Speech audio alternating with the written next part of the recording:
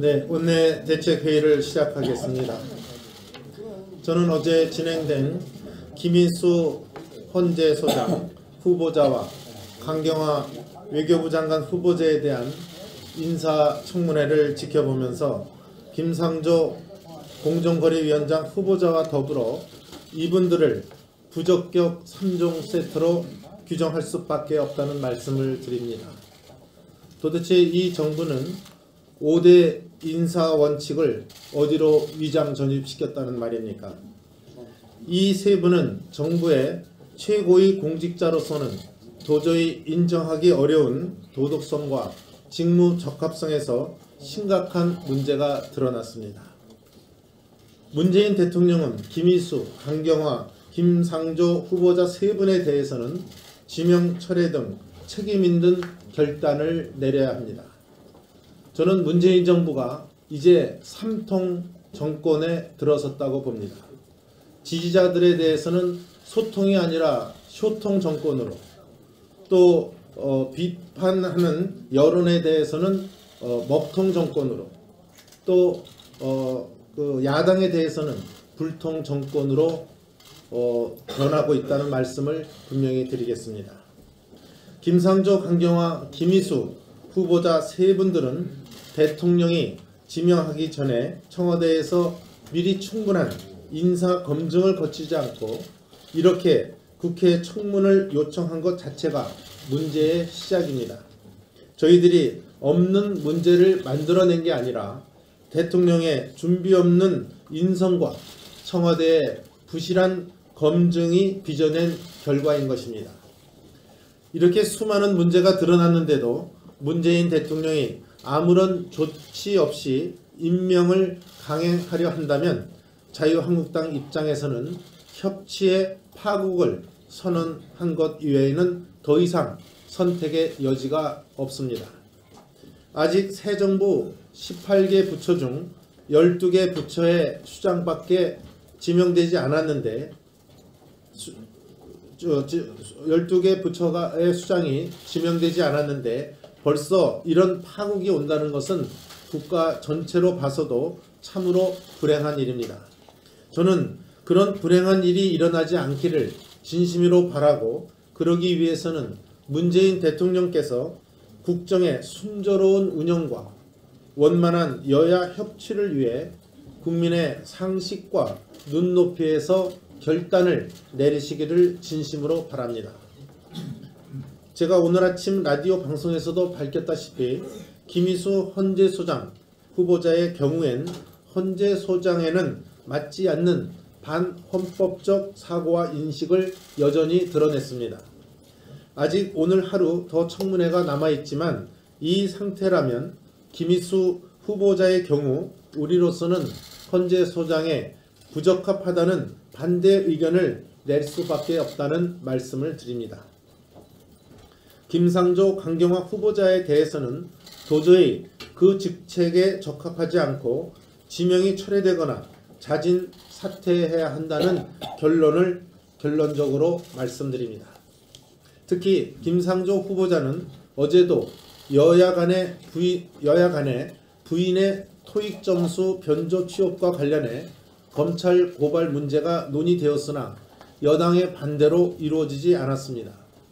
저희 자유한국당은 여당이 계속 김상조 후보자를 옹호하더라도 부인의 불법 취업은 청문회 과정에서 드러난 명백한 범법 행위이기 때문에 우리 자체적으로 검찰에 고발하는 것을 심각하게 고려하고 있으며 현재 법률 검토를 거의 마치고 있다는 말씀을 드립니다. 이 부분은 오늘 오전 중으로 결론을 내릴 것입니다. 특히 부적격자였던 부인 조 씨가 해당 학교에 연이어 채용된 정황에 비추어 보면 김상조 후보자의 해당 학교에 대한 외압이나 금품 제공 등에 대한 금품 제공 등에 의한 채용이었을 가능성도 배제할 수 없으므로 수사가 이루어진다면 추가 혐의에 대한 발견도 가능하다고 판단이 됩니다. 강경화 후보자도 이대로 임명을 강행하려 할 경우 장래에 이화여고 입학과 관련한 위장 전입에 대해 마찬가지로 검찰 고발을 포함한 법적 조치를 검토할 수밖에 없다는 점을 밝혀둡니다. 앞으로 수많은 국회 현안이 가로놓여 있는 상황에서 문재인 대통령께서 독주와 독선의 길로 치달으며 여야 간의 협치 정신을 파괴하지 않기를 바랍니다. 거듭 말씀드리지만 저희 자유한국당이 강한 야당을 지향한다고 해서 이 정부의 발목을 잡기 위해 아무나 몰고 보는 호랑이가 되려는 것은 아닙니다. 우리는 합리적 야당으로서 협력할 것은 협력하고 인정할 것은 흔쾌히 인정하는 자세를 취할 것입니다. 김동연 부총리 후보자의 경우가 그렇습니다. 김 후보자는 몇 가지 소소한 문제가 있긴 하지만 전체적으로 보았을 때 우리는 어제 청문회 결과 경제부총리로서 곧바로 일을 시작할 수 있도록 내일 청문회 보고서를 채택해 주기로 결론을 내렸습니다. 국민의 눈높이에서 봤을 때 자격이 되는 분에 대해서는 적극적으로 협력하려는 자세를 갖고 있다는 말씀을 드립니다. 강경화 외교부 장관 후보자에 대해서 좀 더 언급을 하겠습니다. 어제 강경화 후보자 인사청문회는 보기에도 민망할 정도였습니다. 일국의 외교 장관으로서 외교 전략과 소신, 철학 이것은 전혀 밝히지 못한 채 오로지 부동산 투기, 이중 국적, 논문 표절, 위장 전입, 세금 탈루 등 자신을 둘러싸고 제기된 의혹에 대해 변명하기에 급급했습니다. 그것도 만일 의혹이 사실이 아니면 당당하게 해명해야 할 일이지만 강경화 후보자는 부동산 투기, 위장 전입, 세금 탈루 등 의혹에 대해 제대로 해명도 하지 못하고 죄송하다, 모르겠다, 내가 한 일이 아니다라는 식으로 회피로 일관했습니다. 이대로 강경화 후보자가 외교부 장관에 임명된다면 대한민국은 부동산 투기, 위장 전입, 세금 탈루, 논문 표절, 외교 장관을 갖게 되고 가장 심각하게는 거짓말하는 외교부 장관을 갖게 될 것입니다. 외교는 신뢰가 그 기반인데 강경화 후보자는 이미 국민적 신뢰를 본인 스스로 잃어버렸습니다. 아무리 유리 천장을 깬 여성이라 하더라도 이러한 부도덕성과 부적격성을 가진 분이 새 정부의 첫 외교부 장관이 될 수는 없습니다. 어제 일부 의원들이 제기한 거제도 땅 관련 의혹은 전형적 부동산 투기로 밖에 볼 수 없습니다. 강 후보자 가족이 소유한 거제도 땅은 토지 형질 변경 등을 거쳐 불과 3년 동안 73배나 올랐습니다. 이에 대해 강경화 후보자는 모든 과정에서 남편과 긴밀히 소통하지 못해 진행 상황에 대해 알고 있는 게 없어 죄송하다고 말했습니다. 다른 사람도 아닌 남편이 억대의 부동산을 사고 자녀가 공동 소유자로 되어 있는데 배우자가 그것을 몰랐다는 것이 말이 되는 이야기입니까? 허위 변명으로 보기에 충분한 내용입니다. 뿐만 아니라 강경화 후보자의 위장 전입 의혹을 밝힐 전 이화여고 교장 두 사람은 증인석에 나오지도 않았습니다. 강 후보자가 위장 전입했던 법인재단 소유의 이화여고 교장 관사는 원어민 강사가 전입은 하지 않은 채 거주했고 빽 있는 사람들이 돌아가면서 위장 전입을 한 곳입니다. 법인재단은 이화여고 교장 관사를 고관대작 자녀를 학교로 유치하기 위한 허브 역할로 활용했던 것입니다. 사실상 일반 학생들의 학교 진학권을 가로챈 반칙과 특권인 것입니다. 문재인 대통령이 외쳤던 반칙과 특권이 없는 세상, 이것이 바로 이런 모습이었습니까? 강경화 후보자를 둘러싼 도덕성 의혹보다 더욱 중요한 것은 강 후보자가 어떠한 외교 전략과 정책적 소신, 철학 등을 가지고 있는지 제대로 보이지 않았다는 것입니다. 어제 인사청문회에서 강경화 후보자는 자신의 임명권자인 문재인 대통령과 단 한 차례도 대화하거나 만나본 적이 없다고 합니다. 또 외교부에서 미국과 중국 등 주변 4대국 관련 부처를 경험한 적이 또 없고 북핵 문제를 직접 다뤄본 적도 없다고 합니다. 이래가지고 어떻게 대한민국의 국익을 전략적으로 구현해낼 수 있겠습니까?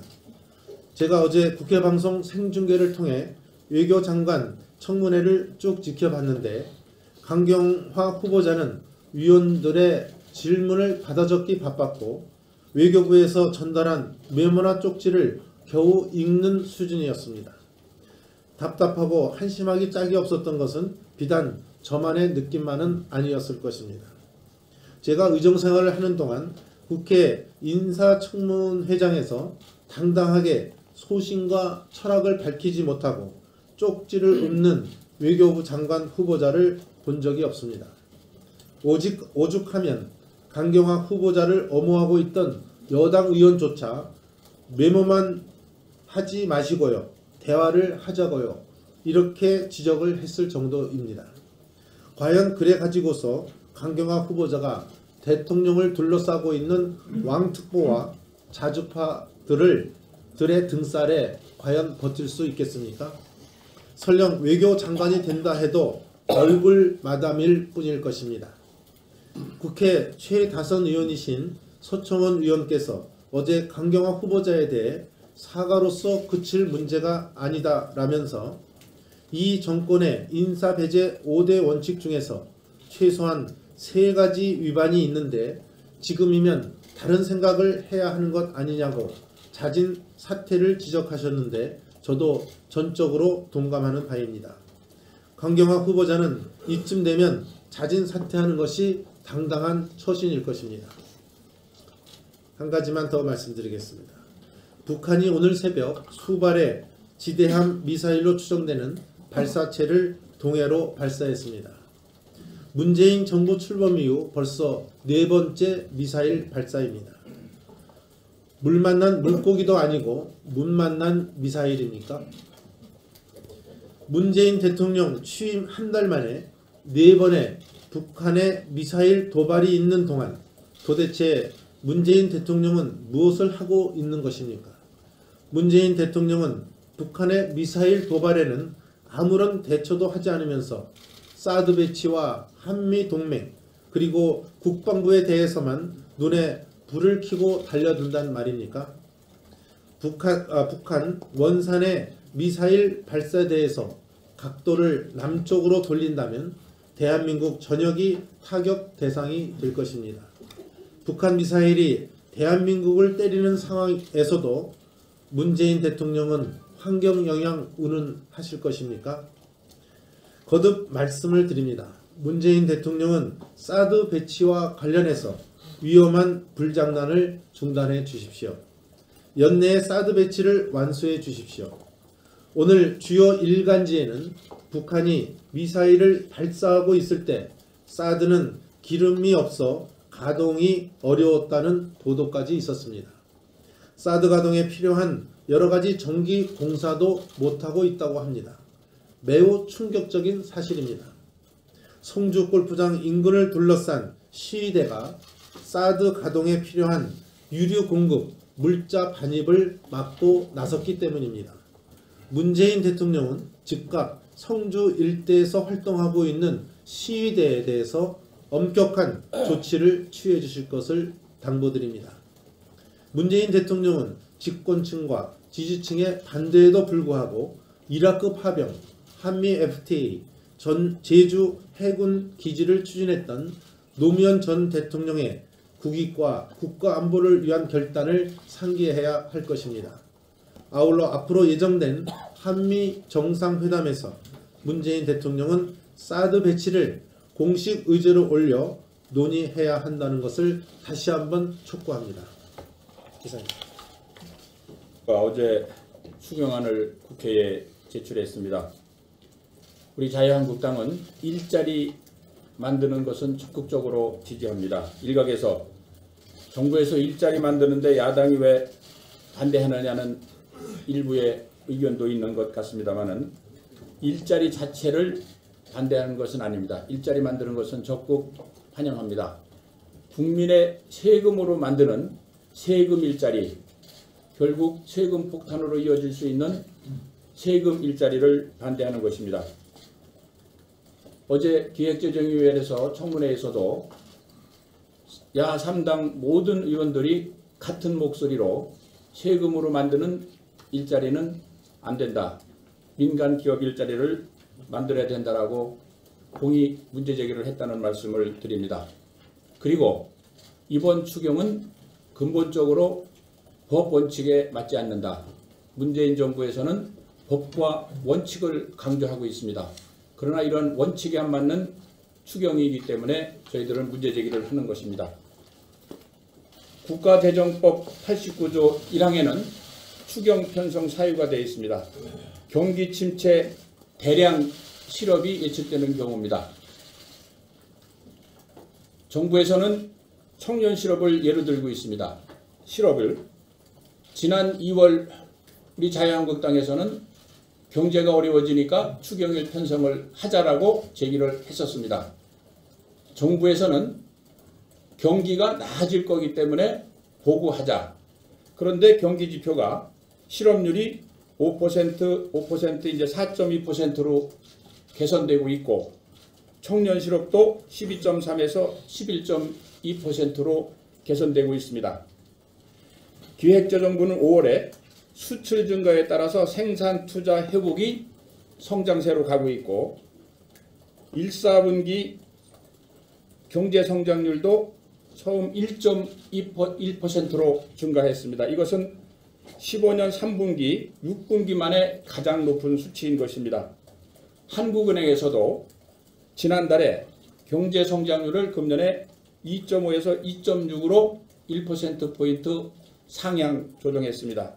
이런 것을 반영해서 유일호 경제부총리는 4월 22일 경기 대응용 추경은 의미가 없다.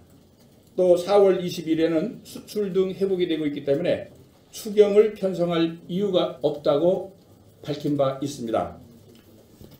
지금 문재인 정부가 제출한 17만 4천 명을 뽑게 되면은 결국 세금으로 공무원을 뽑아서 일자리를 만드는 게 되는 겁니다. 첫 해는 1조 5천억이면은 인건비가 되는 겁니다. 5년 후면은 5년째는 9조 4천억. 첫 해부터 5년까지 총 25조가 소요되고 그 이후 10년 후에는 인건비 뭐 또 승급 이런 걸 감안하면 14조 8천억. 20년 후에는 매년 28조. 25년 후에는 매년 35조로 전망되는 것입니다. 한마디로 세금으로 지탱하고 이것은 모두 국민 혈세로 부담하는 일자리이기 때문에 문제 제기를 한다는 말씀을 드립니다. 정부에서는 이번에 1차로 뽑는 12,000명을 수요조사를 했다고 합니다. 정부에서 인원 1명 증원하려면 관계부처 협의에 1명, 2명 이렇게 협의하는 게 굉장히 어렵습니다. 이번에 위에서 시켜서 편성했다는 증거로 주먹구구식 수요라는 것을 입증한 것이 경찰관은 1,500명, 소방관도 1,500명, 교사는 3,000명. 어떻게 이렇게 100명 단위로 선심성 있게 편성할 수 있는지 이렇게 해서 12,000명을 12,000 몇백 명도 아니고 정확하게 12,000명입니다. 이렇게 증언을 한다는 계획이라는 점 말씀드립니다. 특히 교사는 3,000명입니다. 지금 저출산 상태에서 학생 수가 줄기 때문에 학교가 지금 많이 축소되고 있고 어제 아침 조선일보에는 일면톱으로 학교 텅 빈 운동장이 보도되기도 했습니다. 그리고 어제 제출된 추경에 따르면 공무원 모집 관련 예산이 85억만 반영됐다고 합니다. 실제 채용 인건비 지급은 내년부터 됩니다.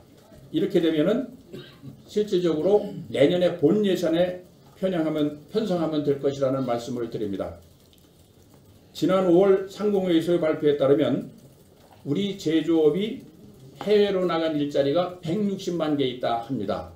160만 개가 왜 나갔느냐 하면은 국내 규제 강화, 노동 환경이 어렵기 때문에 160만 개가 일자리가 나가 있습니다.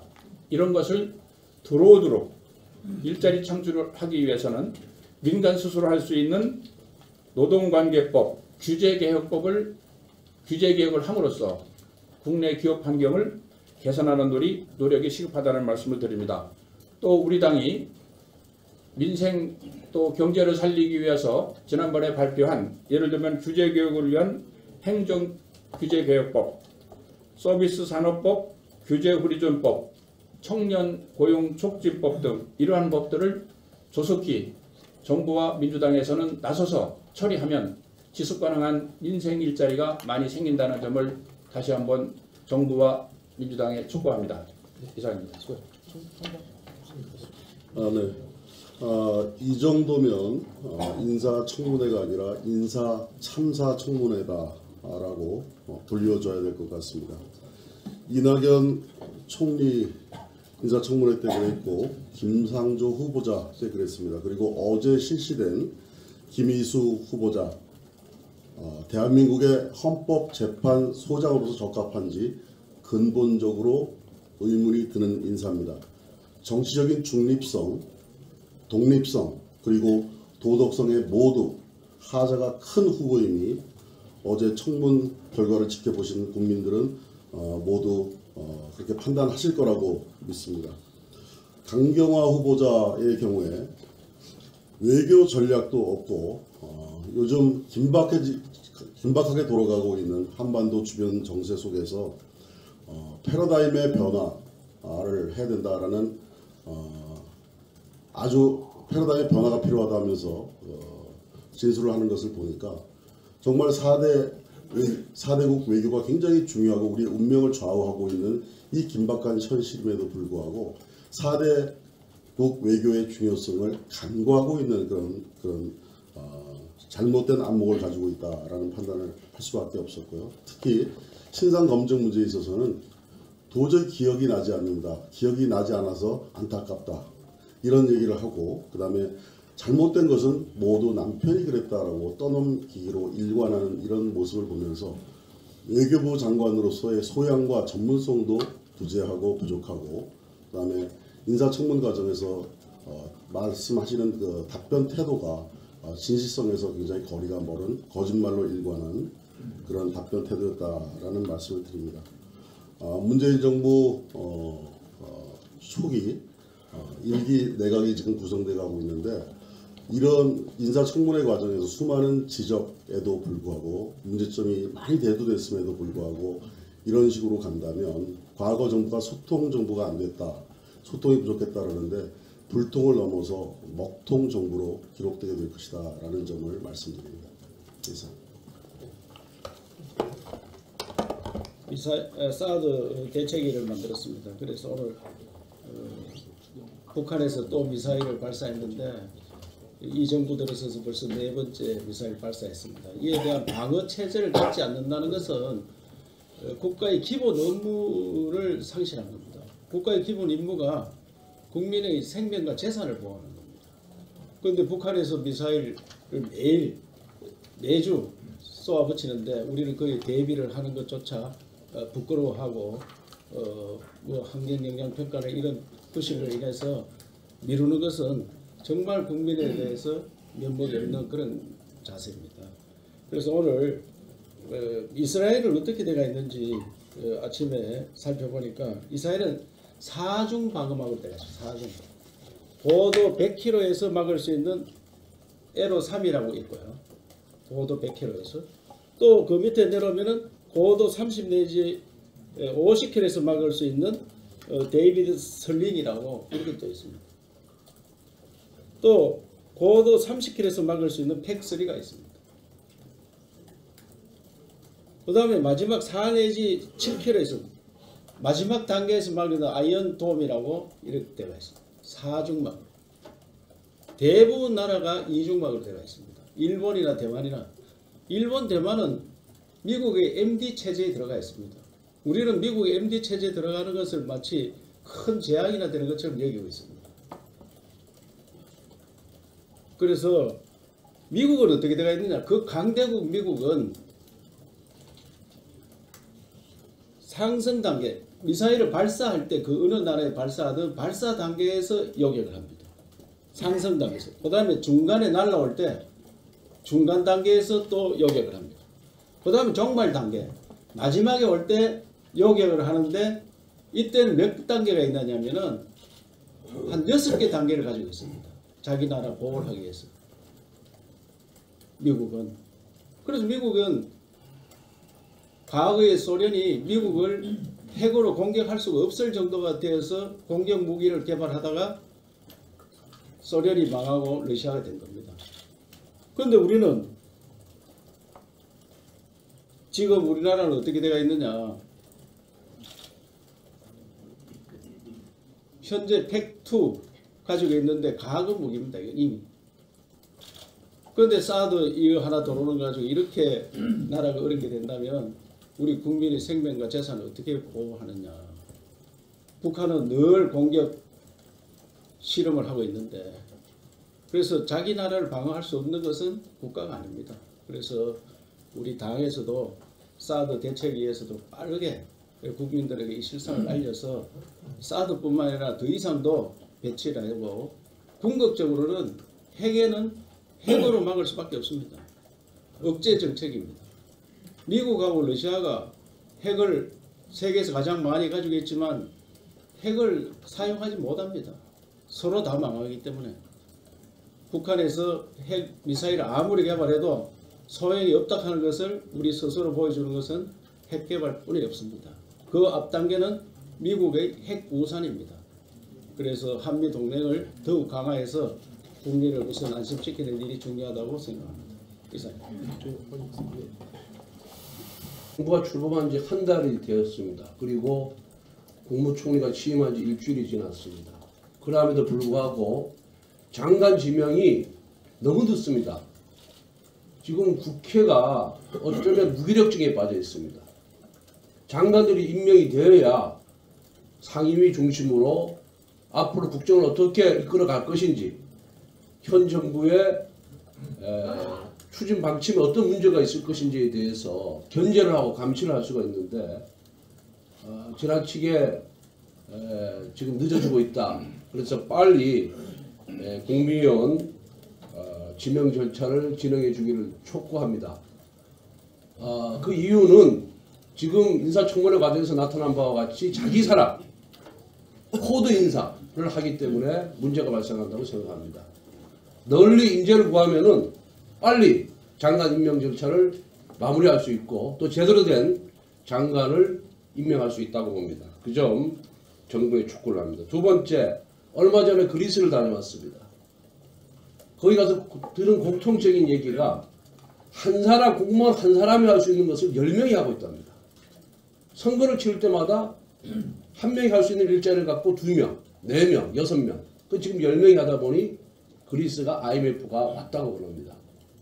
이 문재인 정부의 공공일자리 81만 개 창출 이 공약이 그리스식 포퓰리즘의 시작이 아닌가 저는 굉장히 우려스럽습니다. 나라 세금으로 일자리 만드는 거는 초등학교 나온 사람도 할 수 있는 일입니다. 좀 더 아이디어를 짜내고 머리를 짜내서 머리를 좀 더 연구를 해서 정말 지속 가능한 일자리를 만들 수 있도록 문재인 정부가 노력해 주기를 바랍니다. 이상입니다. 당사자의 의견을 충분히 듣고 또 조율을 하는 과정을 거쳤는지 되게 그 의문이 있을 수밖에 없습니다. 그래서 계속 논란이 된 문제를 4대강 사업에 대한 부정적 인식을 바탕으로 이렇게 환경부로 일원화하는 것이 바람직한지 또 물산업 진흥이라든지 또는 물로 인한 재해 예방이라든지 또 국토를 종합적으로 관리하는 측면에서 신중하게 검토를 해야 된다고 생각합니다.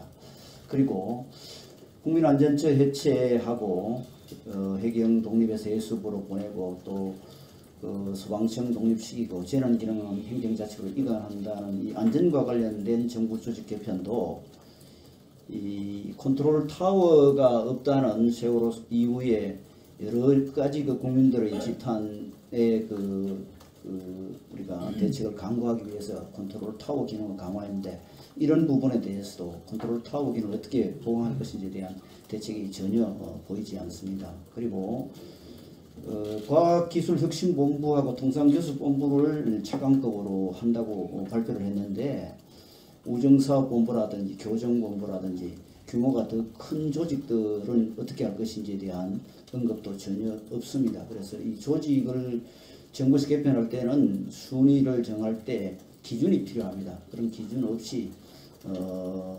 조금 신중하지 못한 그런 개편안이 아닌가 이런 생각을 하고 또 지난 박근혜 정부 출범 때도 정부적 개편안과 관련해서 공청회를 여는 등 여러 가지 절차를 거쳤습니다.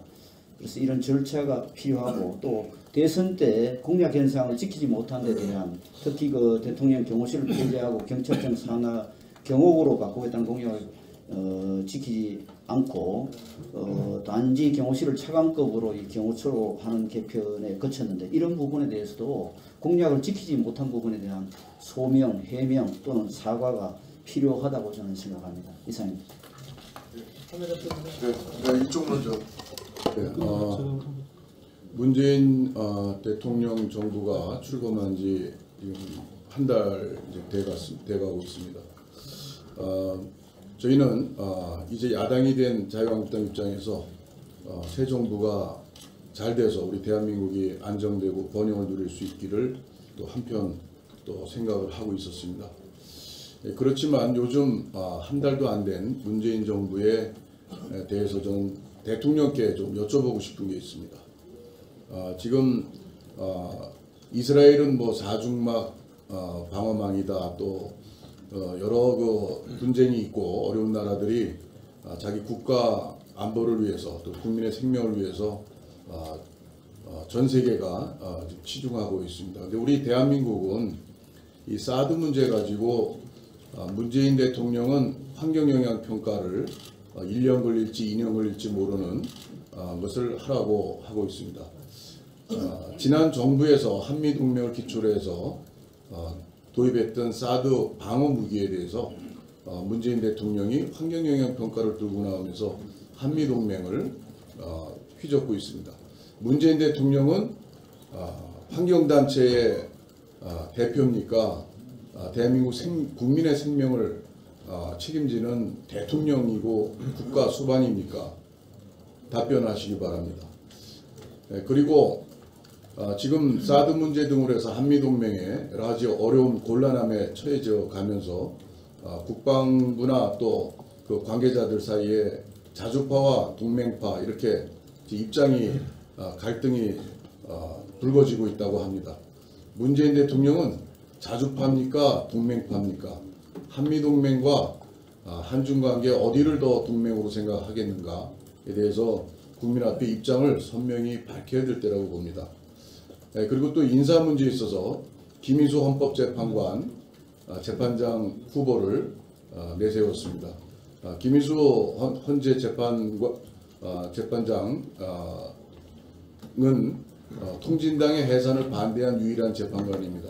이 국가의 정체성을 위반한 통진당의 해산을 반대한 재판관이라면 본인의 사상과 이념, 철학에 대해서 헌법재판관 자체에 대해서 적격성 유무를 따져야 되는 그런 사람인데 헌법재판소를 다 이끌어 나가는 책임자로서 문재인 대통령이 임명하는 것은 또 강경화 또 후보에 대해서 국가관 자기 딸의 그 미국 국적 그리고 그동안 외교관으로서 평생 해온 것이 위장전입, 세금 탈루 등의 정말 국민이 보기 민망할 정도의 그러한 후보를 내세워서 우리 이 엄중한 국가 어떤 이익을 위한 외교의 최고 수장으로 내세운다는 것은 정말 이건 철학도 없고 국가관도 없는 그런 대통령이 아닌가 이런 생각에서 이 후보자들의 위장전입 또 불법 탈법 이러한 것 장관들의 정말 대부가 되기 위해서 작정을 하신 겁니까? 문재인 대통령이 이제 적폐청산으로 정권을 잡았습니다. 근데 이제 한 달도 안 돼서 적폐를 쌓아나가고 있는 문재인 정부에 대해서 정말 우리 국민으로서 대단한 실망과 위기를 느끼고 있다는 것을 대통령은 명확히 알고 앞으로 다시 한번 자기의 국정 철학을 돌이켜보고 새로운 그런 방안을 모색해 주기를 강력히 요청합니다. 이상입니다. 공간이 좁아서 앞부분에 정책위 의장께서 추경의 법률 검토를 거의 마치고 있다는 말씀을 드립니다. 이 부분은 오늘 오전 중으로 결론을 내릴 것입니다. 특히 부적격자였던 부인 조 씨가 해당 학교에 연이어 채용된 정황에 비추어 보면 김상조 후보자의 해당 학교에 대한 외압이나 금품 제공 등에 의한 채용이었을 가능성도 배제할 수 없으므로 수사가 이루어진다면 추가 혐의에 대한 발견도 가능하다고 판단이 됩니다. 강경화 후보자도 이대로 임명을 강행하려 할 경우 장녀의 이화여고 입학과 관련한 위장 전입에 대해 마찬가지로 검찰 고발을 포함한 법적 조치를 검토할 수밖에 없다는 점을 밝혀둡니다. 앞으로 수많은 국회 현안이 가로놓여 있는 상황에서 문재인 대통령께서 독주와 독선의 길로 치달으며 여야 간의 협치 정신을 파괴하지 않기를 바랍니다. 거듭 말씀드리지만 저희 자유한국당이 강한 야당을 지향한다고 해서 이 정부의 발목을 잡기 위해 아무나 몰고 보는 호랑이가 되려는 것은 아닙니다. 우리는 합리적 야당으로서 협력할 것은 협력하고 인정할 것은 흔쾌히 인정하는 자세를 취할 것입니다. 김동연 부총리 후보자의 경우가 그렇습니다. 김 후보자는 몇 가지 소소한 문제가 있긴 하지만 전체적으로 보았을 때 우리는 어제 청문회 결과 경제부총리로서 곧바로 일을 시작할 수 있도록 내일 청문회 보고서를 채택해 주기로 결론을 내렸습니다. 국민의 눈높이에서 봤을 때 자격이 되는 분에 대해서는 적극적으로 협력하려는 자세를 갖고 있다는 말씀을 드립니다. 강경화 외교부 장관 후보자에 대해서 좀 더 언급을 하겠습니다. 어제 강경화 후보자 인사청문회는 보기에도 민망하니 아무런 조치 없이 임명을 강행하려 한다면 자유한국당 입장에서는 협치의 파국을 선언한 것 이외에는 더 이상 선택의 여지가 없습니다. 아직 새 정부 18개 부처 중 12개 부처의 수장밖에 지명되지 않았는데 12개 부처의 수장이 지명되지 않았는데 벌써 이런 파국이 온다는 것은 국가 전체로 봐서도 참으로 불행한 일입니다.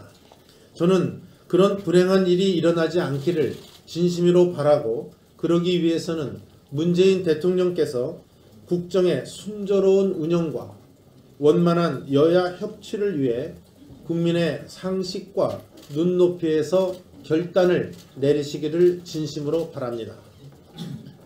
제가 오늘 아침 라디오 방송에서도 밝혔다시피 김희수 헌재소장 후보자의 경우엔 헌재소장에는 맞지 않는 반헌법적 사고와 인식을 여전히 드러냈습니다. 아직 오늘 하루 더 청문회가 남아있지만 이 상태라면 김희수 후보자의 경우 우리로서는 헌재소장에 부적합하다는 반대 의견을 낼 수밖에 없다는 말씀을 드립니다. 김상조 강경화 후보자에 대해서는 도저히 그 직책에 적합하지 않고 지명이 철회되거나 자진 사퇴해야 한다는 결론적으로 말씀드립니다. 특히 김상조 후보자는 어제도 여야 간의 부인의 토익 점수 변조 취업과 관련해 검찰 고발 문제가 논의되었으나 여당의 반대로 이루어지지 않았습니다. 저희 자유한국당은 여당이 계속 김상조 후보자를 옹호하더라도 부인의 불법 취업은 청문회 과정에서 드러난 명백한 범법 행위이기 때문에 우리 자체적으로 검찰에 고발하는 것을 심각하게 고려하고 있으며 현재